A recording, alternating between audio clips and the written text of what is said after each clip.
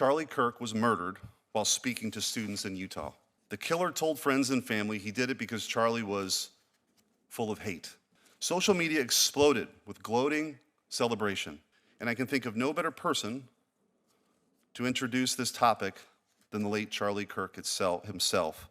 I'm going to show a quick video, and I hope everyone would listen closely and heed his warning.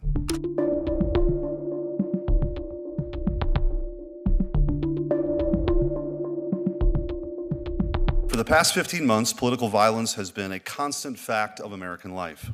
We've seen arsons and bombings, armed ambushes and assaults, sniper attacks and mass shootings, riots, and violent mobs on our city streets. We've seen assassinations, we've seen murder, we've seen death. None of this is random.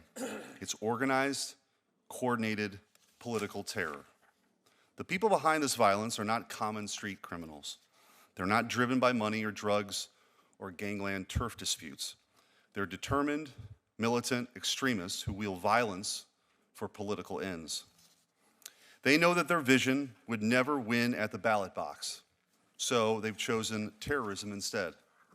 They know their ideas could not win in the marketplace of ideas, so they shoot up the marketplace. Last year, President Trump survived not one, but 2 assassination attempts. In Butler, Pennsylvania, he escaped a sniper's bullet by a centimeter in a split second.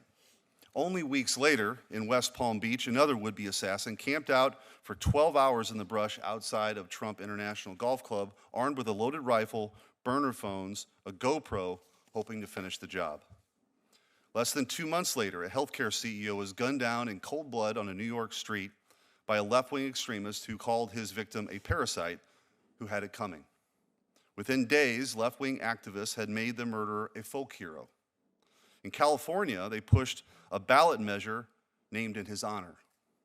A poll taken 10 days after the murder found that nearly half of very liberal Americans had a favorable view of the killer, whereas just 8% of very conservative Americans felt the same. Then came an all-out war on immigration and customs enforcement. Across the country, federal officers were hunted like prey. They were attacked, surrounded, ambushed, and shot at. Their facilities were firebombed. There were arrests for arson, for assault, for violent threats and doxing, but the violence continued to escalate. On July 4th, 11 members of an Antifa terror cell carried out a coordinated ambush on an ICE facility in Texas. They arrived in 2 vehicles, loaded with semi-automatic rifles, handguns, Molotov cocktails, body armor, and encrypted radios. Their gear was painted with a circle A for Antifa. They detonated fireworks to lure officers out into the open and then opened fire and kept shooting until their guns jammed. One cop was struck in the neck and critically wounded while racing to respond. Just 3 weeks later, a transgender shooter entered a Catholic elementary school in Minneapolis and opened fire on hundreds of children while they prayed. Dozens were wounded. 2 little children, a 10-year-old girl and an 8-year-old boy, were killed. The shooter marked his guns with slogans like, "Where is your God now?" and posted videos using an image of Christ for target practice. 2 weeks after that, Charlie Kirk was murdered while speaking to students in Utah. The killer told friends and family he did it because Charlie was full of hate. Social media exploded with gloating celebration. Thousands upon thousands of people, journalists, professors, and government employees could not contain their glee that a father of 2 young children had been gunned down in broad daylight. When Americans gathered to mourn him, they were attacked there too. In El Paso, an arsonist set fire to a church holding a vigil in his memory. A week later, a man opened fire into an ABC news station in Sacramento, just days after the network suspended Jimmy Kimmel's show. Police found anti-Trump writings in his car and a handwritten note that read, "Patel, Bongino, and Pam Bondi, they're next." And just last week, an anarchist radical was arrested for placing a $45,000 bounty on Pam Bondi, posting an image of the Attorney General with a sniper dot on her head. The caption read, "Wanted, dead or alive, preferably dead." A week after the ABC shooting, a sniper opened fire on an ICE facility in Dallas, killing multiple people. Investigators recovered shell casings etched with the words anti-ICE. And this month, a man who flew across the country to murder Justice Brett Kavanaugh received a sentence of just 8 years. He brought a gun, ammunition, a knife, duct tape, and zip ties to kill a sitting Supreme Court justice in his own home while his wife and kids were present because he didn't like the way he might rule on gun control or abortion. This is the nature of political violence in America today. It's driven by a system far larger than the people who commit the act itself. We've seen this system in action. We have not forgotten what happened in 2020. 5 years ago, violent mobs burned and looted their way through our cities. The press called the riots mostly peaceful, though. Ivy League academics celebrated them as righteous acts of resistance. The wealthy corporations in the world donated billions to keep them going. Vice presidential candidates bailed rioters out of jail. Prosecutors declined charges. Judges released arsonists and anarchists just hours after their arrests. The same public health experts who banned funerals and shut down churches declared mass protests justified because racism is a public health crisis. Politicians reserve their outrage not for criminals torching police precincts, but for the officers trying to defend them.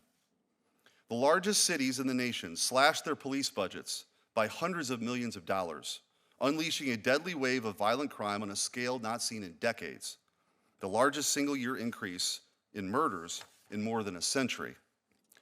The activists on the ground claim to be revolutionaries fighting the powers that be. But the truth is, they were backed by the full force of the ruling regime.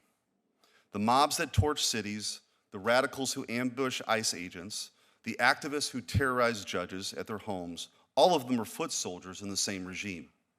A regime whose foundational ideology is that we're born either as victims or oppressors, and is the duty of revolutionaries to impose their vision of equity upon us all. This sustained campaign of violence is explicitly and specifically political. It is motivated by a distinct and fanatical ideology, rabidly anti-American, anti-Western, and anti-civilization itself. It is a worldview that indicts the United States as an illegitimate nation born in evil. By now, most Americans have heard this language. It has dominated our public life for years. These are not fringe ideas any longer.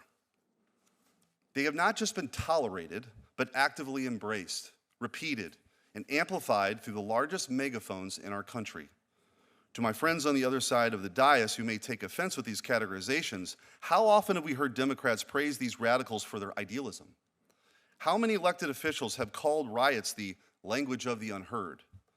The violence stalking our streets today is a feature, not a bug.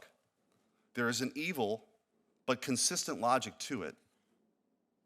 It's the natural and logical result of the ideology itself. If the violent elements' ideals were so praiseworthy, then the system which obstructs their fulfillment is to blame. And why work within a blameworthy system for praiseworthy ends? To these people and this movement, the only acceptable goal is the destruction of the system and its leaders. The central idea of every revolutionary project is that utopia must be achieved through any means necessary. If you truly believe that Charlie Kirk is an existential threat to your safety, and you've bought into the nonsense that words are violence, then silencing him by any means could seem necessary. If you believe that mass migration is an inalienable right, then opening the floodgates to uncontrolled immigration, tearing down the border and attacking those who defend it might look like justice to you. If you believe that America was conceived in murder and built on stolen land, then you feel no moral obligation to respect and obey its laws. If you truly believe the police are the armed enforcers of racist oppression who indiscriminately murder innocent victims in the streets, then you might see violence against an officer as an act of brave resistance. When Charlie Kirk was murdered, one of his killer's bullets was engraved with the message, "Hey fascist, catch." But who taught him that Charlie Kirk was a fascist? Who convinced him, I should say, that Charlie's hate made his murder a righteous act? Who told him over and over again that people who believe what Charlie Kirk believed are threats to our democracy? He didn't invent that worldview. He learned it, as did each and every one of the arsonists, assassins, and militants who came before him. Perhaps the people in power who said these things didn't really believe them, but clearly some of the people who listened to them did. And now they are taking those ideas to their final logical conclusion. Enough. We are faced with only two paths. Either we confront this political violence and end it, or it will end us. And I can think of no better person to introduce this topic than the late Charlie Kirk himself. I'm going to show a quick video before we go to the ranking member of him speaking on this precise subject, and I hope everyone would listen closely and heed his warning. Now on Thursday, more violence from the radical left, this time directed at Turning Point USA and their group on the campus of UC Davis. Here with more, Turning Point USA founder, CEO Charlie Kirk. It's interesting, we were texting, about a week ago, and I kept saying, you know, it takes a lot of courage for you and your group and these young kids to be setting up in these hostile environments on college campuses. And, you know, lo and behold, it's not the first time it's happened, but we'll show the video as you're speaking. Tell us everything that went on. Yeah, it's shocking stuff, and it's a pattern now. We're seeing this happening on more and more campuses. So at the University of California, Davis, our brave Turning Point USA chapter was set to host Brandon Tatum as a Prove Me Wrong event. Goes up, sets a table. Anyone can go and have free speech and dialogue if they disagree. Antifa showed up, full masked, black outfits. They came in, took our gear, destroyed our tables, basically made the students had to flee, and the police did nothing to intervene, nothing whatsoever. Our courageous students had such resolve and fortitude that after this incident happened, they regathered and tried to do the event still about an hour later, but it wasn't the same, of course. This is after one of our Turning Point USA students at University of Texas, Dallas, had a bike lock thrown at her and actually had to be hospitalized for this treatment. Sean, we are seeing a disturbing pattern from the radical left, and we have data to now support it. According to the National Contagion Research Institute, 48% of left-of-center respondents say that it's justified to murder Elon Musk. 53% say that it would be justified to murder President Donald Trump. There are ballot measures in California that are being measured by far-left activists that are being named, I should say, after Luigi Maggioni. We have to take a step back here and ask our question, what's really going on here? There's a deeper thing than just political disagreement. If you are on the front lines like our Turning Point USA students, you are potentially putting your safety, your well-being, and God forbid, your life in jeopardy for simply being a conservative on a college campus.